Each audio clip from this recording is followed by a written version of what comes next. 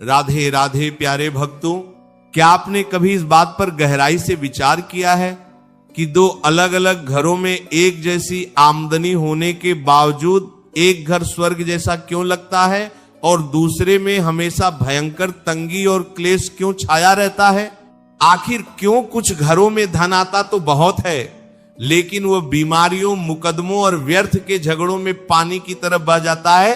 क्या इसका रहस्य उस घर की ईंट दीवारों और महंगे फर्नीचर में है, या उस घर को अपने आंसुओं और पसीने से सींचने वाली स्त्री के भीतर छिपा है?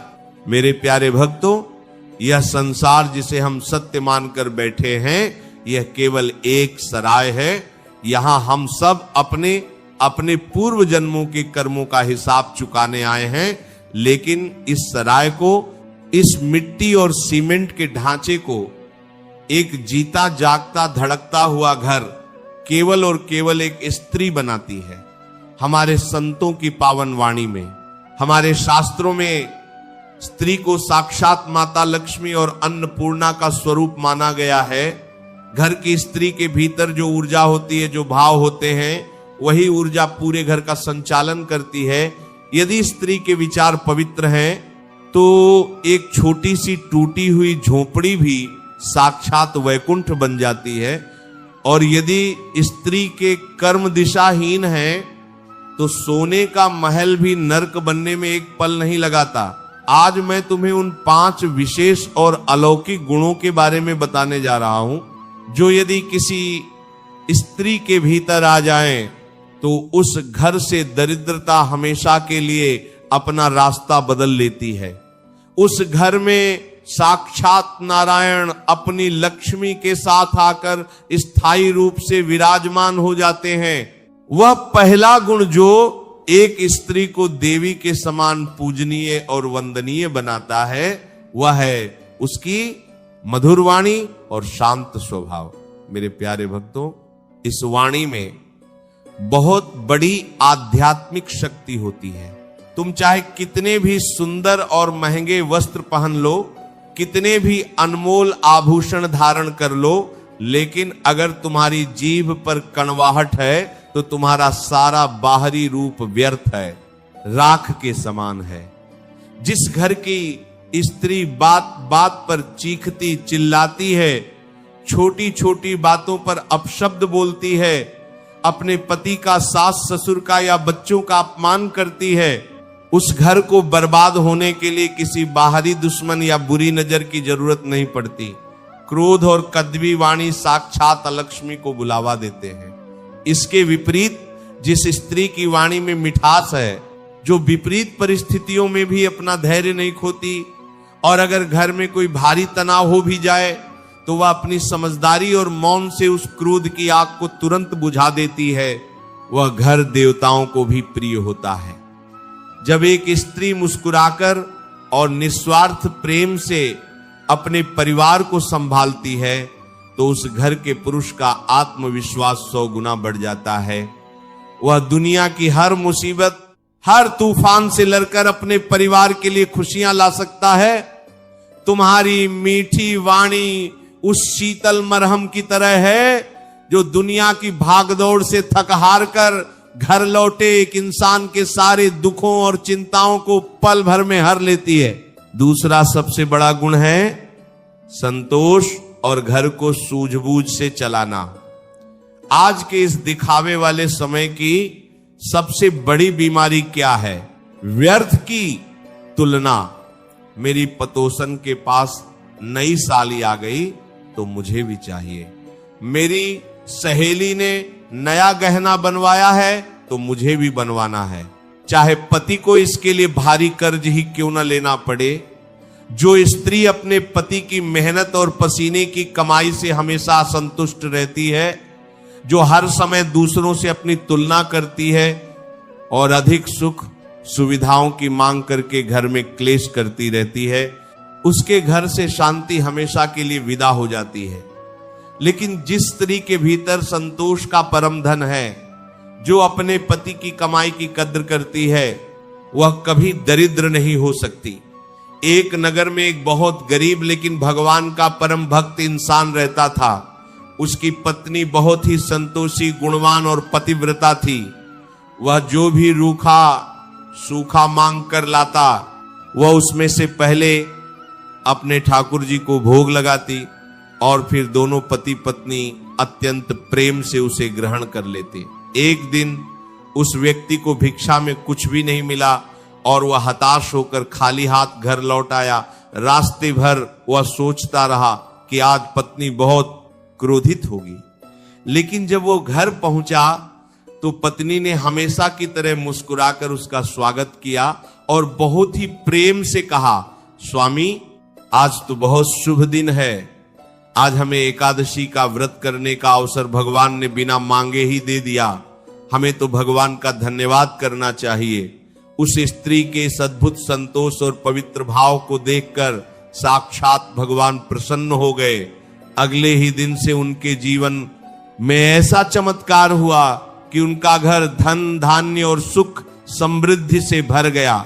संतोष वह पारसमणि है जो तुम्हारी हर परिस्थिति को आनंद में बदल देता है। जो स्त्री फालतू खर्चों पर लगाम लगाती है वह अपने घर की सबसे बड़ी रक्षक होती है। तीसरा गुण है ईश्वर पर अटूट विश्वास और निरंतर नाम जप। आज के इस कलयुग में स्त्रियां मोबाइल फोन में, व्यर्थ के नाटकों में या पथोसियों की बुराई करने में अपना अनमोल समय बर्बाद कर देती हैं, लेकिन जो स्त्री अपने घर के काम करते हुए, झाड़ू लगाते हुए, रसोई में भोजन बनाते हुए अपनी जीभ पर निरंतर भगवान का नाम रखती है, उसके घर में कभी अन्न और धन की कमी नहीं हो सकती। जब तुम रसोई में भोजन बनाते समय भगवान का नाम जपती हो तो वह भोजन केवल एक साधारण भोजन नहीं रहता, वह साक्षात प्रसाद बन जाता है। उस भोजन को जो भी खाएगा उसके भीतर सात्विक और पवित्र विचार पैदा होंगे, उसका मन शांत रहेगा, घर के बच्चों में अच्छे संस्कार आएंगे। मैं तुम्हें एक बहुत गहरी बात बताता हूं, एक घर में चाहे कितनी भी धन दौलत आ जाए, लेकिन अगर उस घर की स्त्री भगवान के चरणों से नहीं जुटी है तो वह घर भयंकर अंधकार में है। जो स्त्री सुबह जल्दी उठकर स्नान करके अपने घर के मंदिर में एक छोटा सा दीपक जलाती है, अपने बच्चों को भगवान की भक्ति के संस्कार देती है, वह स्त्री अपने परिवार के लिए एक ऐसा अभेद्य सुरक्षा कवच तैयार कर देती है जिसे दुनिया की कोई भी बुरी नजर, कोई भी तंत्र मंत्र या कोई भी दरिद्रता कभी भेद नहीं सकती। उसका वो निस्वार्थ विश्वास साक्षात बांके बिहारी को उस घर की रक्षा करने के लिए बाध्य कर देता है। चौथा गुण है क्षमाशीलता और परिवार को एक रेशमी धागे में पिरोकर रखना। एक घर में जहां 4 बर्तन होते हैं वहां वे कभी कभी खटकते भी हैं। जहां परिवार होता है वहां सास बहू में, देवरानी जेठानी में या पति पत्नी में छोटी मोटी बातें होना बहुत ही स्वाभाविक है। लेकिन जो स्त्री बातों का राई का पहाड़ नहीं बनाती, जो किसी की गलती को भूलना और माफ करना जानती है, वह घर को कभी बिखरने नहीं देती। आज मैं देखता हूं कि छोटी छोटी बातों पर लोगों में इतना बड़ा अहंकार आ जाता है कि वे महीनों तक एक दूसरे से बात करना बंद कर देते हैं। घर के अंदर ही नफरत की ऊंची दीवारें खड़ी हो जाती हैं। लेकिन एक समझदार और गुणी स्त्री वह है जो यह जानती है कि रिश्ते किसी भी खोखले अहंकार और बहस से ज्यादा कीमती होते हैं। वह अपने मायके में अपने ससुराल की बुराई नहीं करती और न ही बाहरी लोगों के सामने अपने घर की बातों का तमाशा बनाती है। वह घर में एक मजबूत पुल का काम करती है। जो स्त्री अपने सास ससुर को अपने माता पिता के समान मानती है, उनकी निस्वार्थ सेवा करती है, उनके कटु वचनों को भी अपने आंचल में समेटकर मुस्कुरा देती है, उस स्त्री पर भगवान इतने अधिक प्रसन्न होते हैं कि वह जो भी इच्छा करती है भगवान उसे बिना मांगे पूरा कर देते हैं। जिस घर में सब लोग एक साथ बैठकर पुरानी कड़वाहटों को भूलकर हंसते मुस्कुराते भोजन करते हैं, वहां दरिद्रता भूलकर भी झांकने की हिम्मत नहीं कर पाती। पांचवा और सबसे परम गुण है अतिथि सत्कार, दान, पुण्य और करुणा। हमारे शास्त्रों में यह बात बार बार दोहराई गई है कि अतिथि भगवान का रूप होता है। जिस घर के दरवाजे से कोई साधु, कोई भूखा इंसान या कोई बेजुबान जानवर खाली पेट और निराश लौट जाए, उस घर की सारी कमाई में भारी दोष लग जाता है।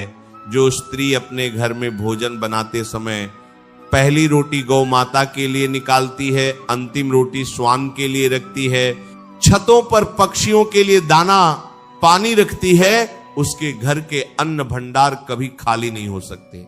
ये कोई पुरानी रूढ़िवादी बात नहीं है, ये एक बहुत बड़ा आध्यात्मिक और कर्मों का विज्ञान है।